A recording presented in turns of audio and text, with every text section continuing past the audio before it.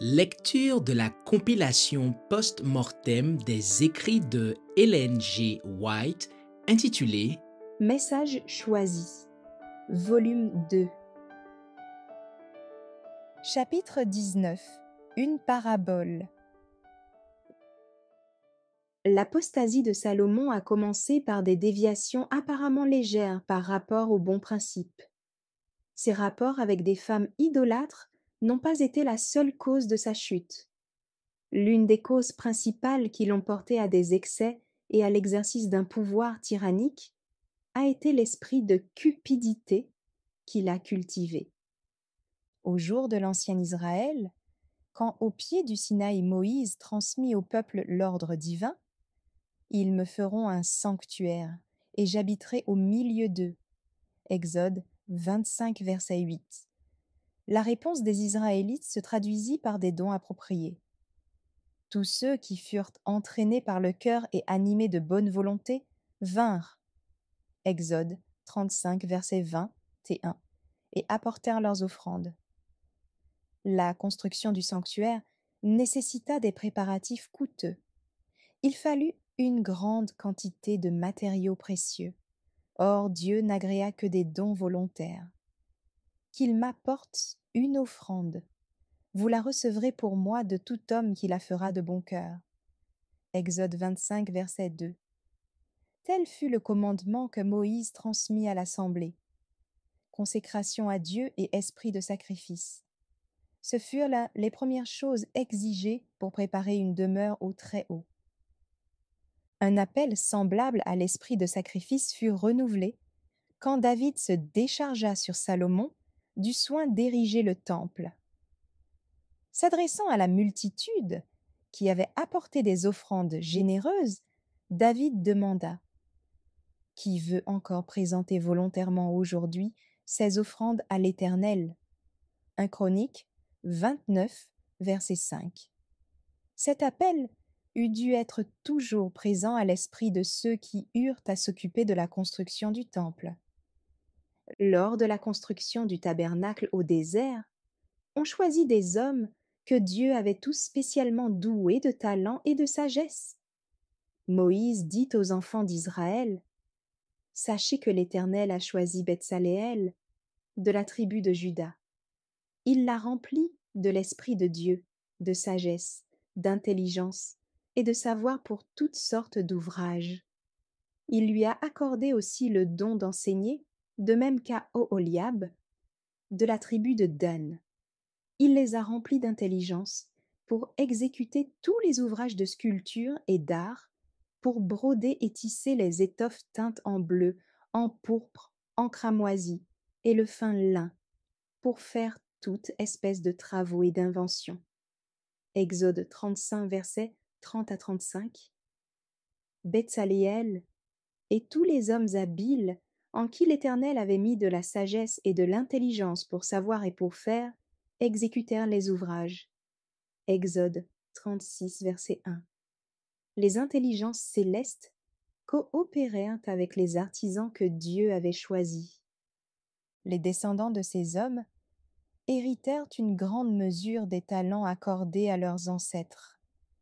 Il y avait dans les tribus de Juda et de Dan des hommes considérés comme particulièrement habiles en œuvres d'art. D'abord humbles et désintéressés, ils cessèrent peu à peu de s'appuyer sur Dieu et sur la vérité. Ils voulurent que leurs talents exceptionnels fussent mieux rétribués. Parfois cela leur fut accordé. Souvent, cependant, ces hommes ambitieux trouvèrent un emploi chez les nations environnantes. N'étant pas animés du noble esprit de renoncement qui avait caractérisé leurs illustres ancêtres, ils cultivèrent un esprit de cupidité et devinrent insatiables. Les talents donnés par Dieu furent mis au service de rois païens, au mépris du Créateur. Des ouvriers non-croyants furent employés. C'est parmi ces apostates que Salomon choisit un maître ouvrier pour diriger la construction du temple sur le mont Morija. Le roi avait reçu par écrit des instructions détaillées pour chaque partie de l'édifice sacré, Aussi eût-il dû attendre de Dieu les aides consacrées à qui eussent été accordés les talents nécessaires à l'exécution impeccable des travaux. Mais Salomon laissa échapper cette occasion d'exercer sa foi en Dieu. Il demanda au roi de Tyr de lui envoyer un homme habile pour les ouvrages en or, en argent, en airain et en fer, en étoffe teinte en pourpre, en cramoisi et en bleu, et connaissant la sculpture, afin qu'il travaille avec les hommes habiles qui sont auprès de moi en Juda et à Jérusalem. 2 Chroniques 2, verset 7. Le roi phénicien répondit par l'envoi d'Huram, homme habile et intelligent, fils d'une femme d'entre les filles de Dan et d'un père tyrien. 2 Chroniques 2, versets 13 et 14. Ce maître ouvrier descendait par sa mère d'Oholiab, à qui, des centaines d'années auparavant, Dieu avait accordé une sagesse particulière en vue de la construction du tabernacle. C'est ainsi que fut placé à la tête des ouvriers employés par Salomon un homme non sanctifié, qui exigeait un fort salaire en raison de ses talents exceptionnels. Le souci principal d'Huram n'était pas de rendre service à Dieu. Il servait Mammon, le dieu de ce monde. Tout son être était imbu d'égoïsme, ce qui lui faisait réclamer un fort salaire. Peu à peu, ses associés se laissèrent gagner par les mêmes faux principes. Alors qu'ils travaillaient jour après jour à ses côtés, et qu'ils étaient tentés de comparer leurs salaires aux siens, ils commencèrent à perdre de vue le caractère sacré de leur œuvre et à penser à la différence qui existait entre leur salaire et le sien. Peu à peu, l'esprit de sacrifice fit place à la cupidité. Ils finirent par demander de plus forts salaires, ce qui leur fut accordé. Les influences funestes qui résultèrent de l'emploi de cet homme cupide se firent sentir dans toutes les branches du service du Seigneur et s'étendirent au royaume tout entier. Les hauts salaires demandés et reçus donnèrent à plusieurs l'occasion de s'abandonner au luxe et aux excès, et l'on peut discerner dans ces influences l'une des causes principales qui amenèrent la terrible apostasie de celui qui avait été le plus sage des mortels. Le roi ne fut pas le seul à apostasier. On vit partout le désordre et la corruption. Les pauvres furent opprimés par les riches. On ne vit plus guère l'esprit de sacrifice se manifester au service de Dieu. Il y a ici une leçon importante pour le peuple de Dieu, une leçon que plusieurs sont lents à apprendre. L'esprit de cupidité, la recherche des meilleures positions et des plus hauts salaires règne dans le monde. L'esprit de renoncement et de sacrifice qui existait autrefois se voit rarement. C'est pourtant là l'esprit qui doit animer tout vrai disciple de Jésus. Notre divin Maître nous a montré par son exemple comment nous devons travailler. À ceux à qui il avait dit « Suivez-moi, et je vous ferai pécheurs d'hommes » Matthieu 4, verset 19. Il ne fixa pas la somme qui devait rémunérer leur service. Il devait partager son renoncement et son sacrifice.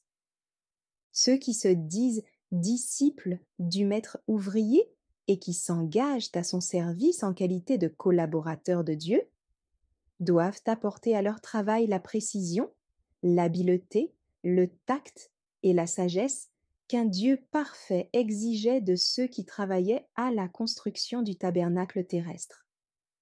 Aujourd'hui, comme alors et comme au jour où le Christ exerçait son ministère terrestre, la consécration à Dieu et l'esprit de sacrifice devrait être considérée comme la première condition à remplir en vue d'un service acceptable.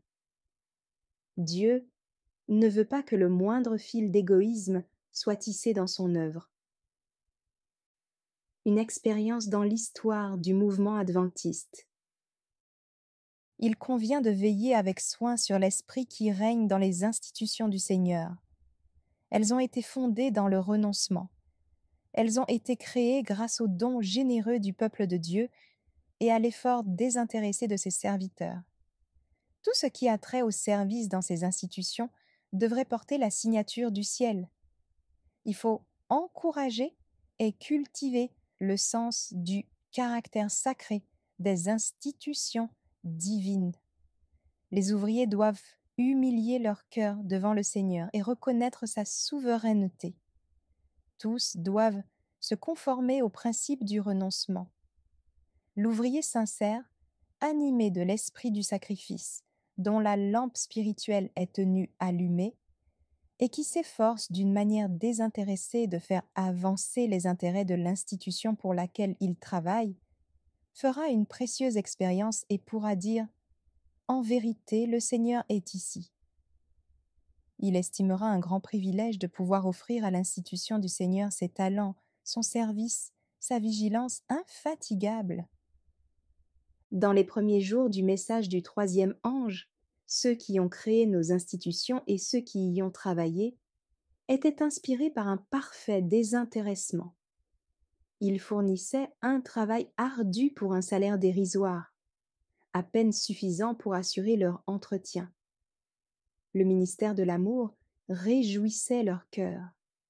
La récompense de leur générosité consistait en leur communion avec l'esprit du maître ouvrier. Ils pratiquaient la plus stricte économie pour permettre à d'autres ouvriers de brandir l'étendard de la vérité en de nouveaux lieux. Cependant, les choses ont changé. L'esprit de sacrifice n'est plus aussi évident. Dans quelques-unes de nos institutions, certains ouvriers ont reçu un salaire trop élevé. Ceux qui bénéficiaient de ces salaires prétendaient les mériter en vertu de la supériorité de leurs talents. Mais de qui ont-ils reçu ces talents, cette habileté? L'augmentation des salaires a produit un accroissement de cupidité, ce qui est une idolâtrie et un déclin marqué de spiritualité. Il en est résulté de grands maux, et Dieu a été déshonoré. Le doute et l'incrédulité ont envahi l'esprit de ceux qui ont assisté à cette course au plus haut salaire.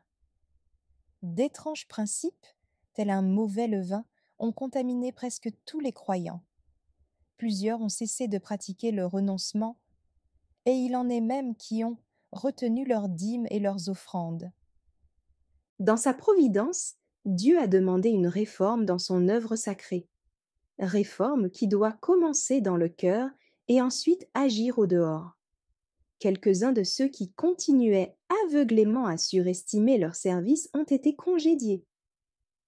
D'autres ont accepté le message qui leur était adressé, se sont tournés vers Dieu de tout leur cœur et ont appris à détester l'esprit de cupidité qui les avait animés. Dans la mesure du possible, ils se sont efforcés de donner un bon exemple en consentant à une réduction de leur salaire. Ils ont compris qu'une totale transformation d'esprit et de cœur était indispensable pour les empêcher de succomber à quelque puissante tentation. Un danger pour une œuvre agressive. L'œuvre de Dieu est une dans toute son étendue. Les mêmes principes devraient la gouverner, le même esprit se manifester dans toutes ses branches. Elle doit être caractérisée par l'esprit missionnaire. Chaque département de la cause est rattaché à toutes les parties du champ évangélique, de sorte que l'esprit, qui règne dans un département, se fait sentir à travers le champ tout entier. Si une partie des ouvriers reçoit de forts salaires, d'autres, qui travaillent en diverses branches de l'œuvre, réclameront le même traitement, et l'on perdra peu à peu de vue l'esprit de sacrifice. Le même esprit gagnera d'autres institutions et d'autres fédérations, ce qui leur fera perdre la faveur de Dieu. Car le Seigneur ne saurait approuver l'égoïsme. Ce serait la fin de notre œuvre agressive, qui ne peut avancer qu'à force de sacrifice. Dieu mettra à l'épreuve la foi de chaque âme. Le Christ nous a rachetés au prix d'un sacrifice infini. Quoique riche, il s'est fait pauvre, pour que par sa pauvreté nous puissions acquérir des richesses éternelles. Tout ce que nous avons en fait de talent et d'intelligence nous a été prêté par le Seigneur pour être employé à son profit. Un privilège nous est offert, celui de partager le sacrifice du Christ. Merci d'avoir écouté cette lecture. Si vous avez des questions ou des remarques sur le thème abordé, n'hésitez pas à les partager dans les commentaires et notre équipe ne manquera pas de les considérer. À bientôt sur lereste.org.